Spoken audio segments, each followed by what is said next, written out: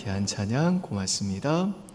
오늘 본문은 다윗이 이스라엘 전체를 다스리는 왕이 됐다는 소식을 듣고 이제 위기감을 느낀 이 블레셋이 두 번에 걸쳐 다윗을 공격해 왔지만 다윗이 두 번 다 그 블레셋을 쳐서 이겼다라고 하는 이야기를 소개합니다.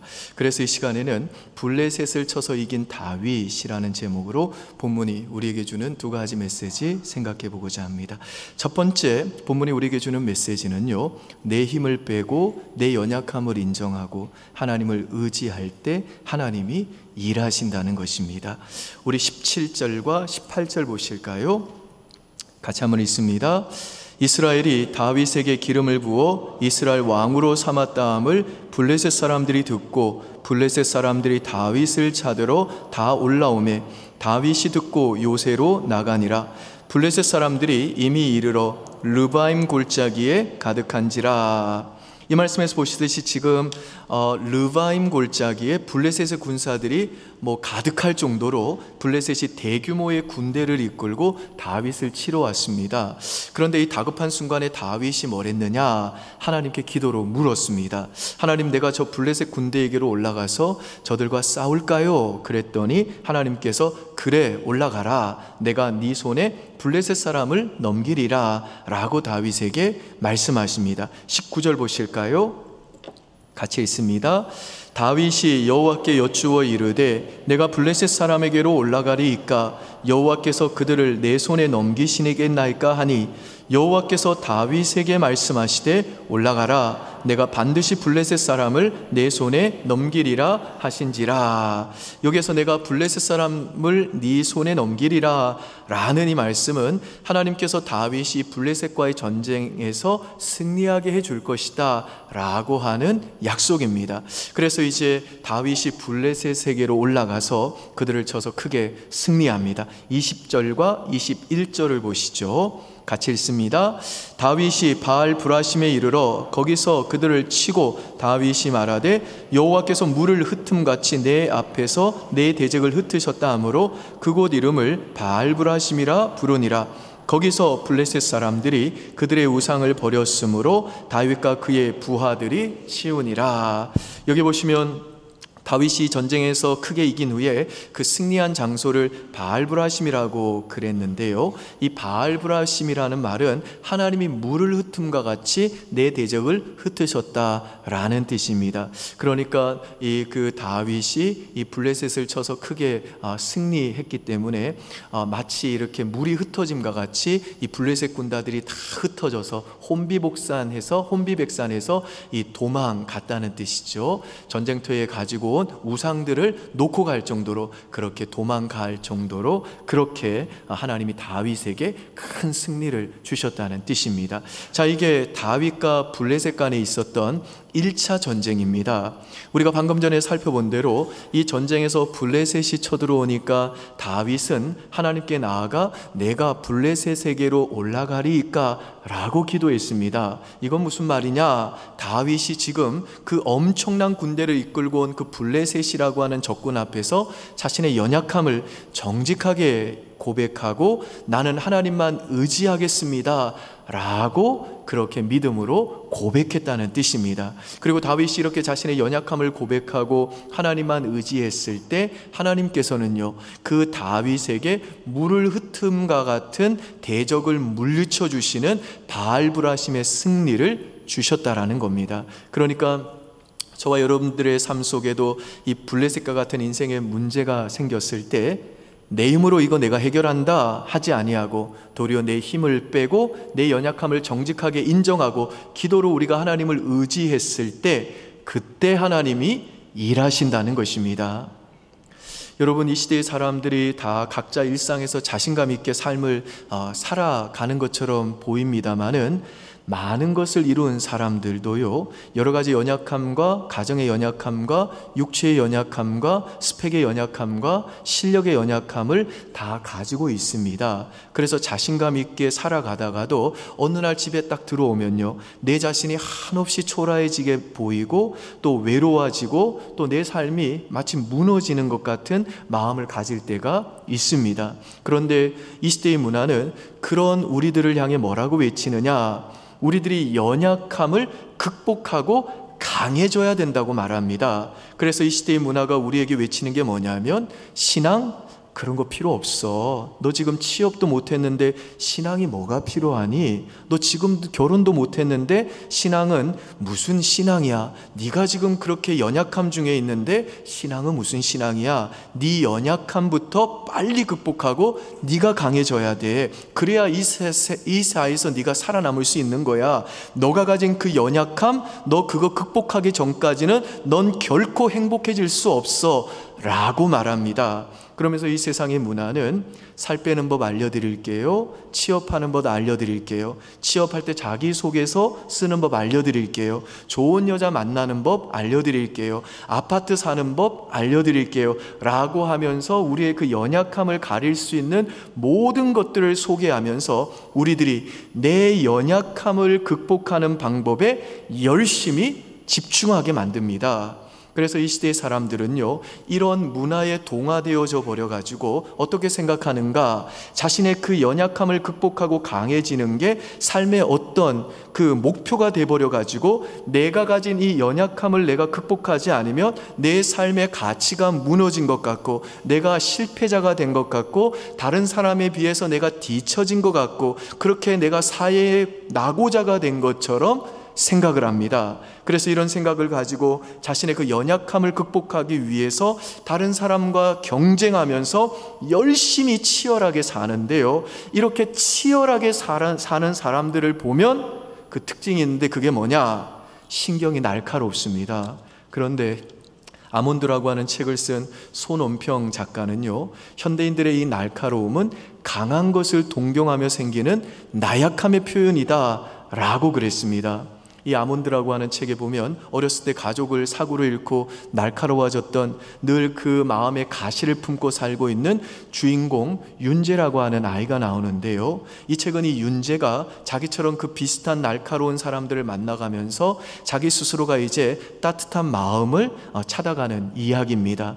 그런데 이 아이가 만난 사람들 중에 자기와 똑같은 아픔을 가진 곤이라고 하는 친구가 자기처럼 똑같이 난폭한 거예요. 근데 윤재라는 아이가 본인도 스스로 감정이 없는 존재이면서 곤이처럼 난폭한 사람이 왜 저럴까? 왜 난폭해졌나? 그 마음에 왜 그렇게 가시가 많은가? 그래서 왜 사람들을 찌르는가? 라는 질문에 이렇게 대답을 합니다. 한번 들어보시죠. 몇 살에 절도를 시작했는지, 언제 여자와 놀아봤는지, 무슨 일로 소년원에 갔는지 따위를 자랑거리로 삼는 아이들이 있다. 그런 류의 조직에서 인정받으려면 그럴듯한 무용담 혹은 훈장이 필요하다. 고니가 아이들에게 맞으면서 버틴 것도 그런 통과 의례 때문일 거다. 하지만 나는 그런 게 모두 약하다는 증거라고 생각한다. 그건 강한 것을 동경하며 생기는 나약함의 표현이다. 그러니까 오늘날 현대인들이 왜 이렇게 날카로워졌는가? 왜 이렇게 그 마음에 가시가 많은가? 왜 그렇게 강한 척을 하는가? 라는 질문에 이 주인공을 통해 작가가 하는 말은 뭐냐? 그건 강한 것을 동경하며 생기는 나약함의 표현이다 라는 것입니다. 여러분, 요즘에 제가 우리 청년들을 만나보면요, 아버님들에 대한 걱정을 하는 청년들이 많습니다. 왜 그러냐? 우리 아버지가 예전에는 안 그랬다는 겁니다. 그런데 이제 아버님들이 퇴직할 때가 되시지 않았습니까? 퇴직이라는 그 하나의 사건이 우리 아버지를 이렇게까지 신경질적으로 변하게 만들 줄 몰랐다는 겁니다. 여러분, 이 시대에 아버지들을 규정하는 게 뭔가요? 나는 일을 해가지고 가정을 먹여 살리는 존재였다. 그게 내 인생의 가치였다. 그 긍지를 가지고 사는 사람들이 아버지들이잖아요. 근데 퇴직을 했습니다. 퇴직을 하니까 내가 이제 가족들을 먹여 살려야 되는, 살리지 못할 정도로 연약해진 것 같은 겁니다. 그래서 내 삶의 가치도 무너진 것 같고, 내가 마치 실패자가 된 것 같고, 더 이상 가족에게 내가 불필요한 존재가 된 것 같고, 이 사회에서도 내가 낙오자가 된 것 같은 느낌이 드는 겁니다. 그래서 그 가족과의 관계에서 아무것도 아닌 말 한마디에도 신경이 날카로워지게 되는데, 그건 뭐냐? 강한 것을 동경하며 생기는 나약함의 표현이라는 것입니다. 근데 여러분, 이 시대의 문화는 이렇게 우리들을 향해서 우리에게 그 연약함을 극복하고 강해져라, 그래야 네가 행복해질 수 있다 라고 외칩니다마는, 하나님께서 이 성경을 통해 저와 여러분에게 주시는 메시지는 뭐냐? 우리 연약함을 있는 그대로 인정하라는 겁니다. 그 연약함을 있는 그대로 수용하라는 겁니다. 열심히 살지 말라는 게 아닙니다. 노력하지 말라는 게 아닙니다. 취업하지 말라는 말이 아닙니다. 적정한 거주지를 구하지 말라는 말이 아닙니다. 그게 아니라 지금 현재 내 학력이나 내 연봉이나 내 거처가 지금 월세든 전세든, 내 직장이 정규직이든 계약직이든 알바든, 내가 지금 결혼을 했던 아직 못했던 내 학력이 어느 정도인지 간에 현재 내가 가진 그 연약함 때문에 내 가치가 무너지거나 내 연약함을 극복하기 전까지는 나는 결코 행복해질 수 없다라고 외치는 이 시대의 그 문화의 목소리에 속지 말라는 것입니다. 그런 문화의 목소리에 속지 말고, 지금 내가 내 연약한 상황 때문에 내 인생의 가치가 무너지는 건 아니다, 내 삶이 무너지지 않는다, 내 연약함 때문에 하나님이 내게 주시는 은혜가 절대로 막히지 않는다 라고 하는 이 확신을 가지고 내 연약함을 정직하게 인정하라는 겁니다. 내 연약함을 수용하라는 겁니다. 내 힘을 빼라는 겁니다. 그리고 다윗처럼 내 연약함을 통해 하나님께 기도로 나아가 나의 강함이 되어주시는 하나님을 의지하라는 겁니다. 그러면 내가 연약함을 극복한 후에야 내 인생은 평안과 행복을 누릴 수 있게 되는 게 아니라, 내가 연약함 중에서도 여전히 연약한 나를 더 귀히 여기시고 연약한 나를 사랑으로 끝까지 붙들어 주시고 연약한 나와 늘 함께 해주시고 내 연약함을 통해 오히려 역사하시는 나의 하나님 때문에 나는요, 상황과 환경에 상관없이 내가 여전히 연약함 중에 있다 할지라도 하나님이 주시는 평안과 행복을 그 연약함 중에도 누리며 살 수 있게 된다라는 것입니다. 그리고 그렇게 내 힘을 빼고 내 연약함을 인정하고 하나님을 의지할 때 거기에 발불하심, 하나님께서 물을 흩음과 같이 우리의 대적을 흩어버리시는 하나님의 일하심을 보게 된다라는 것입니다. 믿습니까 여러분? 아멘. 한근영 사모님이라고 하는 분이 계시는데요, 나는 기도하기로 했다라고 하는 책을 쓰신 분인데, 이분에게 고등학생 아들이 있었어요. 근데 이 아들이 갑자기 불안장애에 걸린 겁니다. 그래서 정신과 약을 먹게 되고 애가 집 밖으로 나가지를 않는 겁니다. 학교도 안 나가겠다 그러고 맨날 정신과 치료 받으러 데리고 다니면서 약을 먹이고 있는데도 애가 전혀 안 변하니까 한근영 사모님이 너무 힘들어가지고 자기가 어느 순간에는 공로의식이 생겼답니다. 내가 이렇게 너에게 열심히 해주니까 이 정도면 너도 변해줘야지, 왜 안 변하니? 그리고 나는 너에 대해서 통제할 권리가 있어. 그리고 아들 방문을 팍팍 여는 신경질적인 엄마가 된 겁니다. 그런데 이 애가 계속 약을 먹는데도 상태가 호전이 안 되고 20살이 돼버린 겁니다. 이제 청소년에서 성인이 돼버린 겁니다. 그런데 이분이 이제 계속해서 기도하는데 하나님께서 방법을 바꾸시더라는 겁니다. 어느 순간 기도하는데, 너 지금까지 얘를 청소년까지 잘 양육해 왔지? 이제는 네가 내려놓고 하나님이 그 아이의 삶 속에 들어가게 해라, 이 마음을 확 주시더라는 겁니다. 그 책에서 이 엄마가 하는 얘기를 직접 한번 들어보세요. 나를 다 아시는 하나님께서는 바로 그 시점에서 독립이라는 단어를 보여주시면서 나의 그 모든 불안과 공로의식이 아이의 성장을 가로막는다는 것을 보여주셨다. 그 다음 이 대목 한번 잘 들어보세요. 내가 헌신할 대상은 남편이나 아들이 아니라 하나님이다 라고 하시며, 이제는 그 하나님만을 바라보며 가족을 위해서도 그저 중보기도로 십자가를 지라 말씀하셨다. 그건 아들의 건강한 독립을 위해서 이제부터는 무심한 엄마가 되기로 결단하는 일이었다. 그러나 무심해지는 일이야말로 내 성향상 얼마나 어려운 일이었는지 모른다. 그런 내가 아들이 10시간 이상 자기 방에서 나오지 않아도 아들 상태를 확인하려고 아들 방 근처를 기웃거리지 않는 무심한 엄마가 된다는 것은 거의 불가능한 일이었다.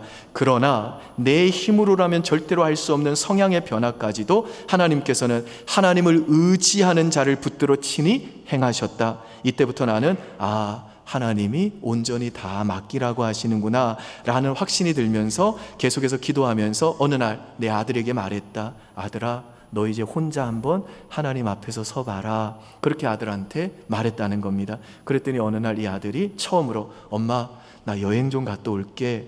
그러고 혼자 막 지하철을 타고 가는데 처음에는 덜덜덜덜 떨리면서 밖에만 나가며 마음이 불안해지고 집 밖에도 못 나가던 그 아들이 혼자 너무나도 환하게 집으로 들어오더라는 겁니다. 그러면서 그 아들이 하는 말이 뭐냐? 엄마, 나 이제 할 수 있어. 그러더라는 겁니다. 무슨 말인가요? 내 힘을 다 빼고 내 연약함을 인정하고 하나님을 의지할 때 하나님이 직접 막 이 회복시키시는 일들이 벌어지더라는 겁니다. 바라기는 오늘 저와 여러분의 그 인생의 블레셋이 무엇이든지 간에, 우리가 가진 연약함이 무엇이든지 간에 내 힘을 빼고 내 연약함을 정직하게 인정하고, 그래서 그 연약함을 통해 하나님을 의지함으로 이 바알브라심, 하나님께서 물을 흩음같이 우리의 대적을 흩어버리시는 이 하나님의 일하심을 보게 되는 은혜가 저와 여러분들에게도 있으시기를 주의 이름으로 축원드립니다. 아멘. 두 번째 본문이 우리에게 주는 메시지는요, 내 인생의 정확한 타이밍을 아시는 하나님을 의지하면 나보다 앞서 하나님이 일해 주신다는 겁니다. 우리 22절 한번 보실까요? 같이 한번 읽습니다. 블레셋 사람들이 다시 올라와서 르바임 골짜기에 가득한지라. 이 말씀에서 보시듯이 블레셋이 2차로 다윗을 공격해 옵니다. 이때도 다윗은 어떻게 하느냐? 하나님께 기도로 또 여쭈어봅니다. 그랬더니 이번에는 하나님의 응답이 다릅니다. 23절과 24절 보실까요?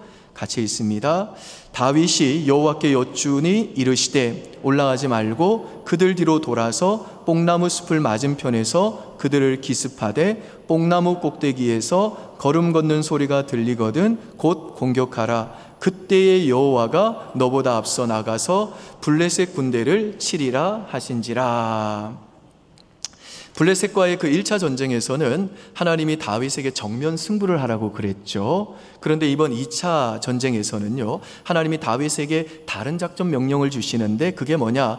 뽕나무숲 맞은편에 매복해 있다가 몰래 기습하라는 겁니다. 그리고 그렇게 기습을 하려면 하나님이 정하신 그 타이밍을 맞추는 게 중요한데, 하나님이 정하신 그 타이밍이 언제냐? 뽕나무를 잘 보고 있다가 그 뽕나무 꼭대기에서 걸음 걷는 소리가 들리는 바로 그때 기습하라는 겁니다.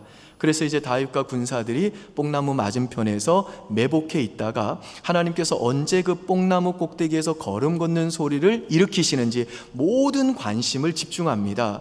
왜냐하면 24절에 기록된 대로 하나님이 정하신 바로 그때에, 하나님이 정하신 바로 그 타이밍에 하나님께서 다윗보다 앞서 나가셔서 블레셋 군대를 치겠다고 약속하셨기 때문에 그렇습니다. 그래서 다윗이 그렇게 하나님의 명령대로 행하자 다윗이 2차 전쟁에서도 대승리를 거둡니다. 25절 보실까요? 여러분이 한번 읽습니다. 시작.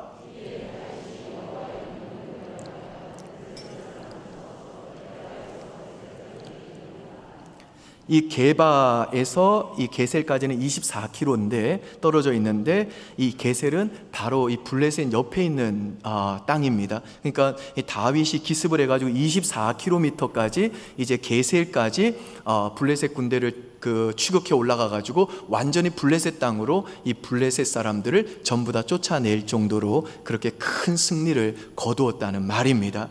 여러분, 우리가 이미 살펴본 대로 다윗은요, 이 블레셋과 1차 전쟁 때 이미 큰 승리를 한 차례 거뒀습니다. 그리고 블레셋이 2차로 다윗을 치러 올라왔을 때도 1차 때와 상황이 똑같았습니다. 완전히 똑같았다고요. 그런데 다윗은 1차 때 승리한 자신의 경험과 판단을 의지하지 아니하고 또다시 하나님께 묻습니다. 그랬더니 하나님께서는 1차 때와는 전혀 다른 작전 명령을 주셨습니다. 그리고 다윗이 하나님이 주신 그 명령대로 매복해 있다가 하나님이 정하신 그 타이밍, 하나님의 정하신 그때에 공격하니까 하나님께서 다윗보다 앞서 가셔서 적들을 쳐가지고 다윗에게 큰 승리를 주시더라는 겁니다.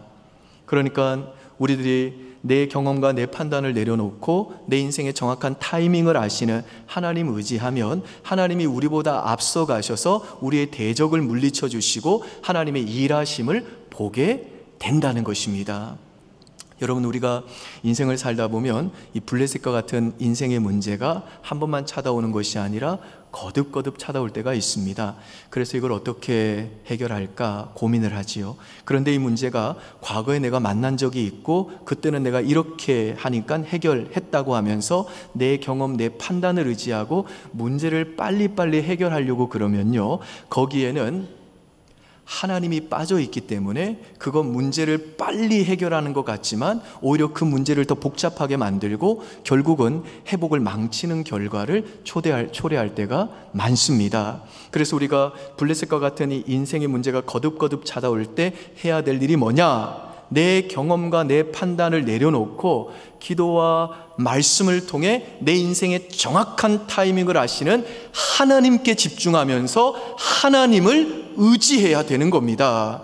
그런데 우리는 어떤 문제가 쉽게 해결되지가 않고 그 문제에 내가 계속 질질 끌려다닌 것 같고 뭔가 이 회복의 기미도 안 보이고 기도를 했는데도 하나님의 일하심이 보이지 않으면 하나님의 그 타이밍, 하나님의 그때를 기다리지 못하고 자꾸만 내 과거의 경험과 내 어줍지 않은 그 지혜와 판단을 의지하고 문제를 빨리빨리 해결하려고 하다가 그 빠른 해결이 결국 회복을 망치게 되는 경우가 많더라는 것입니다. 여러분, 그래서 우리 예수 믿는 신자들이 확신해야 되는 게 뭐냐? 늘 우리에게 다가오는 이 블레셋과의 치열한 전쟁 속에서 우리가 확신해야 되는 게 뭐냐? 우리 하나님은 결코 늦으시는 분이 아니라는 거, 이거 우리 확신해야 되는 겁니다. 우리 신자들은 왜 이 문제가 해결되지 않지? 하나님이 좀 늦으시네, 이렇게 말하면 안 된다는 겁니다. 하나님은 결코 늦으시는 분이 아니라는 거, 이거 우리 확신해야 된다는 겁니다. 그래서 저쪽 집은 저렇게 빨리 문제가 해결이 됐는데 저 회사는 저렇게 뭔가 빨리 된다는데 우리는 뭔가 지금 안 된다 싶으면 그때 우리 신자들이 해야 될 일이 뭐냐? 아직 하나님의 때가 아니구나. 하나님이 지금 내가 기다리고 있는 이 시간을 통하여서도 하나님이 하실 일이 있구나 라고 하나님의 때, 하나님의 타이밍을 인내하고 끝까지 묵묵하게 기다려야 된다라는 겁니다. 여러분, 우리는 모두 이 인생의 타이밍에 굉장히 예민합니다. 왜냐하면 내가 얼마나 열심히 했느냐, 이게 아니라, 왜냐하면 웬만한 사람들은 다 요즘에 먹고 살기 위해서 열심히 일하기 때문에 그렇습니다. 내가 얼마나 열심히 했느냐, 이게 아니라 내가 언제 이걸 했냐, 그 타이밍에 따라서 그 행동의 결과가 완전히 달라질 수 있기 때문에 그렇습니다. 근데 정말 열심히 준비한 사업인데 코로나가 올지 누가 알았겠습니까? 그래서 코로나 올지도 모르고 정말 열심히 준비한 그 사업에 뛰어들어갔다가 손해보신 분들 많습니다. 열심히 준비했지만 타이밍이 안 좋았다는 겁니다. 그래서 우리 인간은 타이밍에 집착할 수밖에 없는 겁니다. 그리고 뭔가 타이밍을 잘 잡는 감이 있는 분들 우리는 굉장히 부러워합니다. 그런데 여러분, 우리 주변에 타이밍을 잘 잡아가지고 성공하신 분들에게 가서 타이밍을 진짜 잘 아시는 것 같아요. 굉장히 사업에 감이 있으신 것 같습니다. 그러면서 나에게도 그 타이밍을 좀 감을 잡는 법을 좀 알려주십시오 라고 물어보면요, 그 사람들이 그 인생 전체를 걸고 성공한 이후에 고민하고 있는 게 뭐냐? 그 다음 타이밍입니다. 그러니까 자기도 그걸 잘 모르겠다는 겁니다. 내가 우연히 타이밍을 잘 잡아가지고 지금 커리어 잘 잡고 대학 잘 들어가고 학과 잘 잡았고 사업 잘 성공시켰습니다. 그런데 내가 이제 돈이 좀 불어나고 재산이 불어나고 커리어가 불어날 만큼 그 다음 타이밍은 더 중요해지게 된다는 겁니다. 왜냐? 더 큰 자본을 투자하기 때문에 내가 더 크게 성공할 수도 있지만 그 다음 타이밍을 몰라버리면 이전 타이밍이 아무리 좋았어도 그거랑 상관없이 더 크게 망할 수 있다라는 겁니다. 그러니까 지금 내가 좋은 타이밍을 잡았어도 평생에 내가 지금 집착하게 되는 건 뭐냐? 그 다음 타이밍에 집착할 수밖에 없다라는 겁니다. 그래서 우리나라의 유명한 가치 투자자인 한국투자밸류자산운용의 이채원 이사가 그 인터뷰에서 이런 얘기를 했습니다. 자기가 평생 증권업계에 일하면서 가장 힘든 일이 뭐냐? 주가가 당장 내일 오를지 내릴지 모르겠다는 거예요. 이게 가장 어렵다는 겁니다. 그래서 투자 조금 했다는 사람들이 와가지고 나는 타이밍 잘 알아, 감 잡았어, 나 좀 성공했어, 돈 벌었어 하는 사람들한테 늘 이분이 하는 말이 뭐냐? 난 평생을 해도 모르는 일인데 여러분은 어떻게 알겠습니까? 아는 척 하지 마십시오. 이렇게 말한다는 겁니다. 그래서 그러면서 이분이 하는 말이 뭐냐? 절호의 기회라고 생각해서 전 재산을 다 주식에 베팅해서는 안 됩니다. 쇼크가 끝났다고 생각했는데 한 달 뒤 다시 쇼크가 올 수 있습니다. 그런다는 겁니다. 블레셋이 한번 쳐들어왔지만 블레셋은요 또 우리 인생에 쳐들어올 수 있다는 겁니다. 그러니까 이분도 평생을 그 업종에 있었지만 타이밍을 잘 모르겠다는 겁니다. 정직한 고백이죠. 그래서 이분이 책상 위에 항상 위장약이 쌓여 있다고 그럽니다.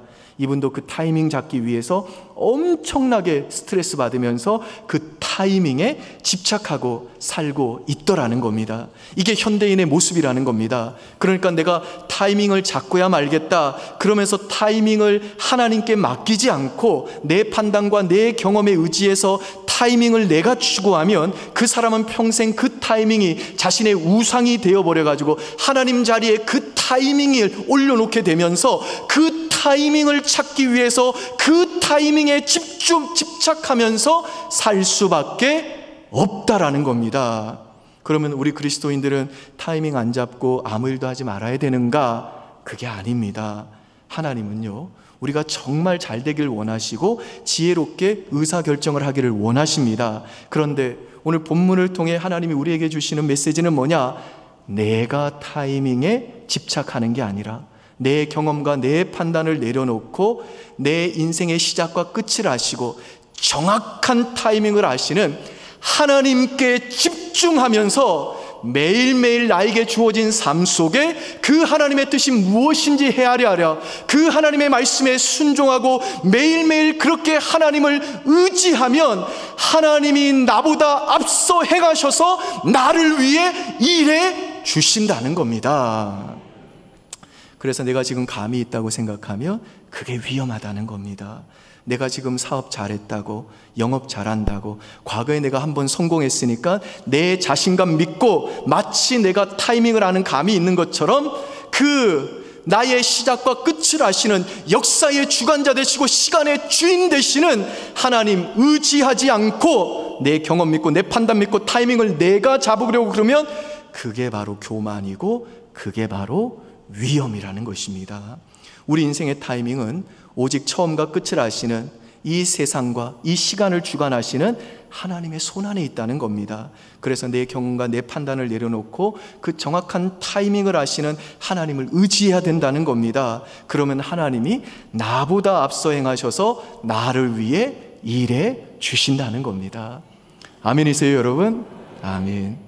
여러분, 예수님도요 겟세마네 동산에서 이 타이밍을 위해서 기도하셨습니다. 마가복음 14장 35절 보시죠. 같이 읽습니다. 조금 나아가사 땅에 엎드려 될 수 있는 대로 이때가 자기에게서 지나가기를 구하여. 자, 이 말씀을 보시듯이 예수님이 십자가를 지기 전에 이제 겟세마네 동산에서 간절히 기도했는데 뭐라 기도하냐? 내가 이 타이밍 피해야 되는 거 아니냐? 이 타이밍 내가 잘못 선택하면 내 인생 망해버리는 거 아니냐라고 우리와 똑같은 고민을 가지고 기도하셨다는 겁니다. 그런데 예수님이 그렇게 하나님께 간절히 기도하며 내린 결론이 뭐냐? 하나님, 나는 타이밍을 정하는 자가 아닙니다. 나는 타이밍의 주관자가 아닙니다. 하나님, 나는 내가 타이밍을 결정해서 안정감을 찾는 게 아니라 하나님이 나의 안정감이십니다. 나는 하나님이 정하신 때 하나님이 정하신 그 하나님의 타이밍을 원합니다. 라고 예수님이 그렇게 기도하셨다는 겁니다. 그리고 마가복음 14장 36절 보시죠. 같이 읽습니다. 이르시되 아빠 아버지여, 아버지께는 모든 것이 가능하오니 이 잔을 내게서 옮기시옵소서. 그러나 나의 원대로 마시옵고 아버지의 원대로 하옵소서 하시고, 우리 41절도 보십니다. 같이 읽습니다. 세 번째 오사 그들에게 이르시되 이제는 자고 쉬라. 그만 되었다. 때가 왔도다. 보라, 인자가 죄인의 손에 팔리느니라. 무슨 말이죠? 내가 정한 때가 아니고 하나님이 나에게 주신 때가 왔다는 겁니다. 나는 그 잔을 그래서 마시겠다는 겁니다. 십자가의 잔, 그 고난의 잔, 죽음의 잔 마시겠다는 겁니다. 나는 하나님을 신뢰한다는 겁니다. 나는 지금 예측이 잘 안 되지만 하나님이 지금 이 타이밍이라고 말씀하시기 때문에 나는 그 십자가의 길을 걸어가겠다라는 겁니다. 그리고 예수님이 그렇게 자신의 판단과 경험을 내려놓고 하나님의 때, 하나님의 타이밍에 순종하셨기 때문에 저와 여러분이 이제 장차 하나님 앞에 마지막 심판대 앞에 섰을 때에, 그때 내가 당해야 될 형벌을 예수님이 이미 십자가에서 다 가져가셨기 때문에 그 마지막 하나님의 심판대 앞에 섰을 때 저와 여러분이 받아야 될 심판의 형벌이 전부 다 사라지게 됐다라는 겁니다. 그러니까 내가 내 판단과 경험을 내려놓고 하나님의 타이밍을 기다리고 하나님의 타이밍에 순종하는 것이, 이 경쟁이 치열한 이 세상에서 살아갈 때에 때론 그것이 세상 사람들에게 뒤처지는 것 같아 보이고 뭔가 내가 손해보는 것 같이 보이고 하나님의 타이밍에 순종해도 뭔가 내 인생이 달라지는 게 없어 보이는 그때에도 우리 예수 믿는 사람들은요, 예수 그리스도의 십자가를 바라보면서 예수 그리스도의 그 십자가를 통해 하나님의 타이밍에 순종하는 바로 그곳이 바로 나를 구원하시는 하나님의 구원의 역사가 있고, 나를 위해 일하시는 하나님의 일하심이 있고, 하나님이 나에게 주시는 승리가 있다는 거 확신하면서 우리는요, 예수님처럼 앞이 보이지 않는 그 상황 속에서도 하나님의 타이밍에 순종하는 그 길을 믿음으로 묵묵히 걸어갈 수 있다라는 것입니다. 아멘이시죠, 여러분? 아멘.